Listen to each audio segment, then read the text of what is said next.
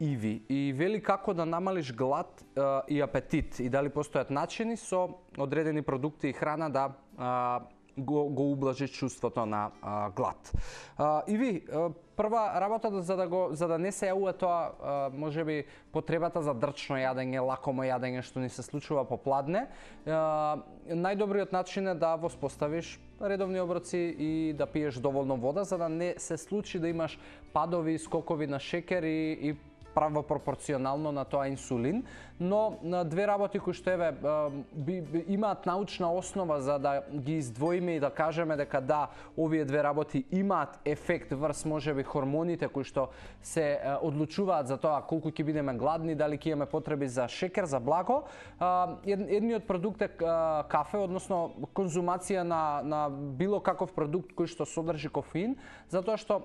кофеинот има една киселина што се вика CGA и таа киселина има ефект врз инсулинот. Односно,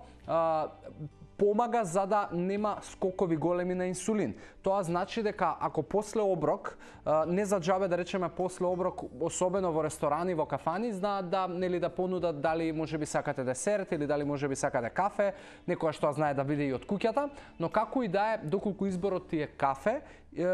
има голема веројатност дека ќе има ефект врз нивото на инсулин, односно нема да дозволиш да оброкот кој што ти си го изела и предпоставувам бил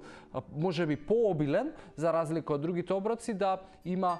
сериозен ефект врз инсулинот, затоа што големите скокови и пикови на инсулин прават подоцна големи падови на инсулин, односно големи падови на шекер во крвта, што предизвикуваат повеќе глад и повеќе потреба за јадење на благо, на грицки. Сигурно ти е веќе познато од она секојдневие и попладневни часови кога е поизразено. Така да тоа е едната работа и другата е конзумирање на доволно омега-3, кое што има ефект врз еден хормон кој што се вика лептин и кој што е одговорен за тоа да го алармира мозокот колку сме ние сити или колку сме ние гладни. Затоа омега-3 како суплементација топло би ти препорачал и не само поради тоа што го има ефект врз лептинот и чувството на глад, туку и поради тоа што омега-3 е навистина есенцијална и потребна за оптимално функционирање буквално на многу метаболички процеси. Затоа тие две работи јас би ти ги издвоил и за тие две работи најдов научна основа која што говори дека имаат ефект. Но тоа не значи дека треба да